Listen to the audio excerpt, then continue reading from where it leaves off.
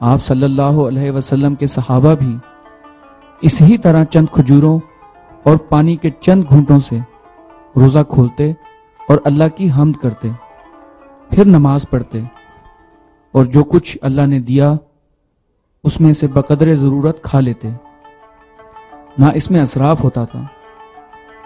اسے کہتے ہیں کم کھانا۔ اب ذرا کم سونے اور گفتگو میں احتیاط کی بات کرتے ہیں۔ آج اگر تم میں سے کوئی رات کو تھوڑی دیر عبادت کر لیتا ہے اور پھر روزے کی نیت کر لیتا ہے تو وہ اپنا حق سمجھتا ہے کہ دن میں جتنا چاہے سوئے۔ چنانچہ آج ایسے بہت کم روزہ دار ہیں جو سوتے یا اونگتے نظر نہ آتے ہوں۔ رات کو خواہ کتنا ہی تھوڑا قیام کریں، مگر اس کے بدلے میں دن کا ایک خاصا حصہ ضرور نیند کی نظر کر دیا جاتا ہے۔ اس کے برعکس صحابہ و تابعین کا حال یہ تھا کہ رات کا قیام ان کے دن کے معمولات میں کوئی اثر نہیں ڈالتا تھا۔ وہ رمضان میں عبادت بھی کرتے تھے اور مشقت حیات بھی برداشت کرتے تھے، اور کبھی کبھی تو روزے کی حالت میں جہاد بھی کیا کرتے تھے۔ اس دور میں میرا مہینہ یعنی رمضان اشیاء کی تباہ نہیں بدلتا تھا اور نہ دن کو رات بناتا تھا، الٹا ان میں قوت اور نشاط کار بڑھا دیتا تھا، اور ایسی کوئی نیکی نہیں ہوتی تھی جو میرے آنے پر وہ منقطع کر دیتے ہوں۔ میں جب آتا اہل مدینہ کے اخلاق میں کوئی فرق نہیں پاتا تھا۔ مثلا انہوں نے مسلمان ہونے کے بعد سے غیبت، فحش کلامی اور بدگوئی سے زندگی بھر کے لیے کنارہ کشی کر لی تھی، تو وہ روزوں میں بھی پاک زبان، پاک نفس اور پاک باطن رہتے تھے۔ ہاں اگر فرق ہوتا تھا تو یہ ہوتا تھا کہ وہ ان دنوں میں جائز غصے کو بھی ضبط کر لیتے تھے۔ اگر ان میں سے کوئی شخص گالی دیتا یا لڑنے کی باتیں کرتا تو ان کا جواب یہ ہوتا تھا کہ میں روزے سے ہوں۔ اس کے برعکس تم ذرا آج کل کے روزہ داروں کا طرز عمل دیکھو۔ رمضان میں بد زبانی اور جھگڑے بڑھ جاتے ہیں۔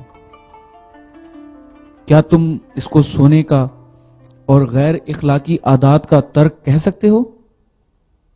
اور تمہارے علم میں ہونا چاہیے کہ حضور علیہ الصلوۃ والسلام اور صحابہ کرام کے معمولات میں کوئی فرق نہیں آتا تھا، اور نہ وہ ان سے اکتاتے تھے۔ ہر دن ان کے ذوق میں ایک نئی کیفیت پیدا ہوتی اور عبادت و نیکی کی حرص بڑھتی تھی، گویا روزوں سے ان کی روح کو غذا ملتی تھی، اور مہینے کے آخر میں ان کا ذوق دو چند ہو جاتا تھا، یہاں تک کہ جب رمضان کا آخری عشرہ شروع ہوتا تھا تو آپ لوگ بالکل ہی کمر کس لیتے تھے، رات عبادت میں گزارتے اور اہل خانہ کو بھی جگاتے، اور پھر اعتکاف فرما لیتے تھے۔ آپ ٹھیک فرماتے ہیں۔ ہمارے طرز عمل اور حضور علیہ الصلوۃ والسلام اور صحابہ کرام کے طرز عمل میں تو زمین آسمان کا فرق ہے، لیکن روزے کے اس تصور سے تو میں آگاہ ہی نہیں تھا۔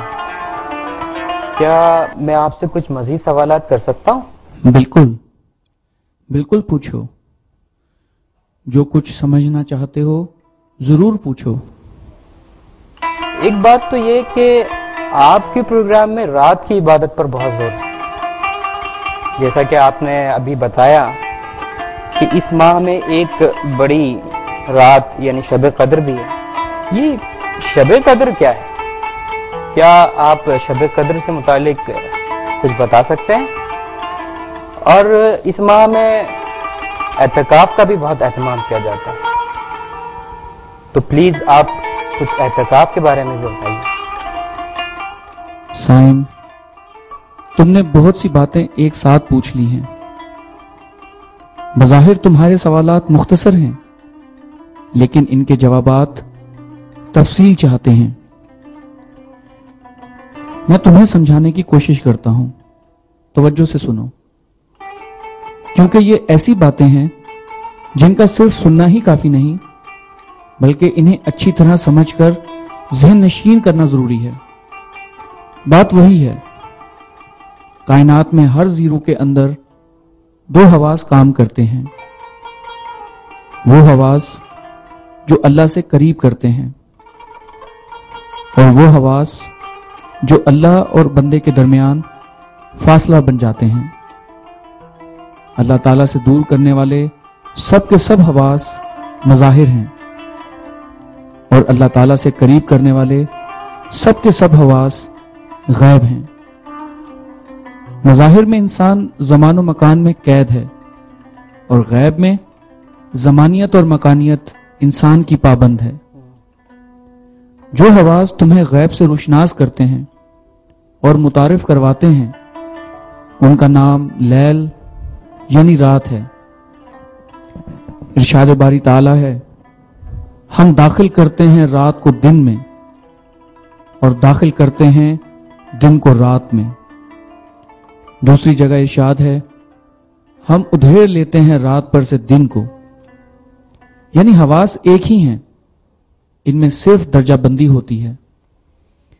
دن کے حواس میں زمان و مکان کی پابندی نہیں ہے، لیکن رات کے حواس میں مکانیت اور زمانیت کی پابندی نہیں ہے۔ رات کے یہی حواس غیب میں سفر کرنے کا ذریعہ بنتے ہیں اور انہی حواس سے انسان برزخ، اعراف، ملائکہ اور ملائے اعلیٰ کا عرفان حاصل کرتا ہے۔ حضرت موسیٰ کے تذکرے میں اللہ رب العزت فرماتے ہیں، اور وعدہ کیا ہم نے موسیٰ سے 30 رات کا اور پورا کیا ان کو 10 سے، تب پوری ہوئی مدت تیرے رب کی 40 رات۔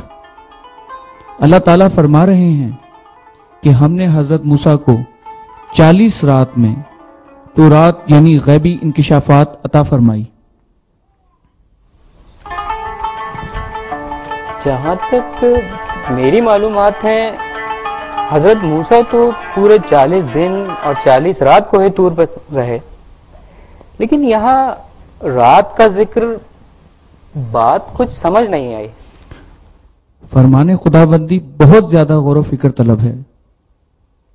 اللہ تعالیٰ نے یہ نہیں فرمایا کہ ہم نے 40 دن میں وعدہ پورا کیا، صرف رات کا تذکرہ فرمایا ہے۔ اب ظاہر ہے جب حضرت موسیٰ نے 40 دن اور 40 رات کوہ طور پر قیام فرمایا تو اس کا مطلب یہ ہوا کہ 40 دن اور 40 رات حضرت موسیٰ پر رات کے حواس غالب رہے۔ اسی طرح سیدنا حضور علیہ الصلوۃ والسلام کی معراج کے بارے میں اللہ تعالیٰ کا ارشاد ہے، پاک ذات ہے جو لے گیا اپنے بندے کو رات ہی رات مسجد الحرام سے مسجد اقصیٰ تک، جس میں ہم نے برکتیں رکھی ہیں کہ دکھائیں اس کو اپنی قدرت کے نمونے، وہی ہے سنتا دیکھتا۔ رات کے حواس یعنی سونے کی حالت میں تم نہ کھاتے ہو، نہ بات کرتے ہو اور نہ ہی ارادتاً ذہن کو دنیاوی معاملات میں استعمال کرتے ہو۔ اس کے ساتھ ساتھ مظاہراتی پابندی سے بھی آزاد ہو جاتے ہو۔ میرا یعنی روزے کا پروگرام یہی عمل اختیار کرنے کا موقع فراہم کرتا ہے۔ میرے پروگرام کے ذریعے انسان پر وہ تمام حواس طاری ہو جاتے ہیں جن کا نام رات ہے۔ گفتگو میں احتیاط اور زیادہ سے زیادہ عبادت میں مصروف رہنا بات نہ کرنے کے عمل سے قریب کرتا ہے۔ ذہن کا اس بات پر مرکوز ہو جانا کہ یہ کام ہم صرف اللہ کے لیے کر رہے ہیں، ذہن کو دنیا کی طرف سے ہٹاتا ہے۔ زیادہ وقت بیدار رہ کر رات کے حواس سے قریب ہونے کی کوشش کی جاتی ہے۔